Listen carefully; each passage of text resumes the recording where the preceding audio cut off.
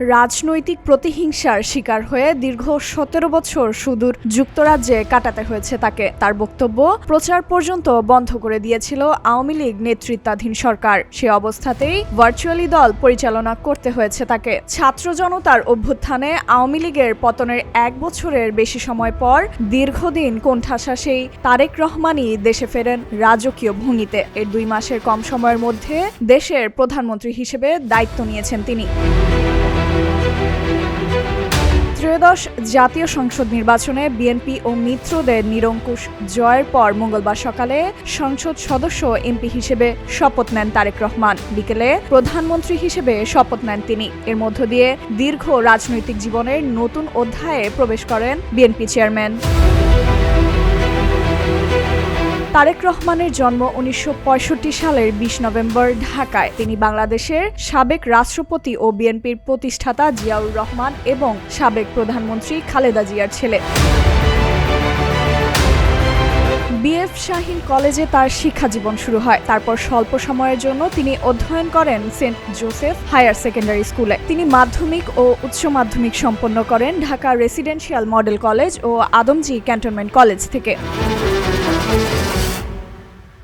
উচ্চ মাধ্যমিক শেষে ১৯৮৫ থেকে ৮৬ শিক্ষাবর্ষের শুরুতে ঢাকা বিশ্ববিদ্যালয়ের আইন বিভাগে ভর্তি হন তারেক রহমান। পরবর্তীকালে তিনি বিভাগ পরিবর্তন করে আন্তর্জাতিক সম্পর্ক বিভাগে ভর্তি হন। তবে দ্বিতীয় বর্ষে অধ্যয়নকালে বিশ্ববিদ্যালয় জীবনের ইতি টেনে শুরু করেন ব্যবসা। ৯০-এর দশকে সক্রিয়ভাবে রাজনীতিতে প্রবেশ করেন এই তারেক রহমান। এরই ধারাবাহিকতায় বিএনপির গুরুত্বপূর্ণ নেতা হয়ে ওঠেন তিনি।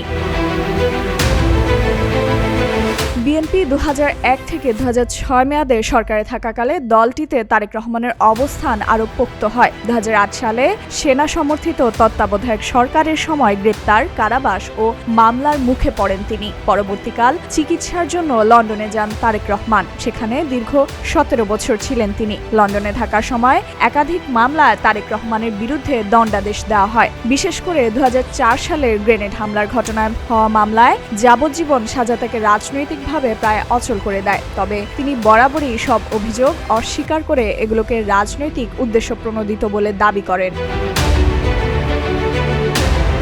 লন্ডনে থেকেও বিএনপির ভারপ্রাপ্ত চেয়ারম্যান হিসেবে দলের নেতৃত্ব দেন তারেক রহমান। ওই সময় তার রাজনৈতিক ভাষা বদলাতে শুরু করে। সংযম ও গণতন্ত্রের কথা উঠে আসে তার কথায়। প্রতিহিংসার রাজনীতি নয়, বার্তায় ধীরে ধীরে তার পরিচয় হয়ে ওঠে।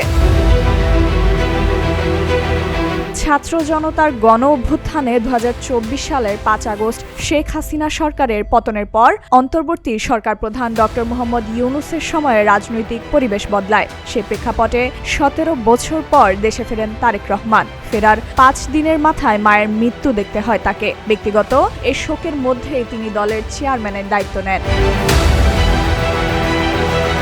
তারেক রহমানের নেতৃত্বাধীন বিএনপি ত্রয়োদশ জাতীয় সংসদ নির্বাচনে ২৯৭টি আসনের মধ্যে ২০৯টিতে জয় পায়। বিরাট এই জয়ের মধ্য দিয়ে তিনি প্রথমবারের মতো দেশের প্রধানমন্ত্রী হয়েছেন। নির্বাচনের পর তারেক রহমান জাতীয় ঐক্য, আইনের শাসন, সুশাসন ও অর্থনৈতিক পুনর্গঠনের প্রতিশ্রুতি দেন। তিনি স্পষ্ট করে বলেছেন, কোনো প্রতিশোধ বা সহিংসতা বরদাস্ত করা হবে না রাজনৈতিক ভিন্নমতের কারণে।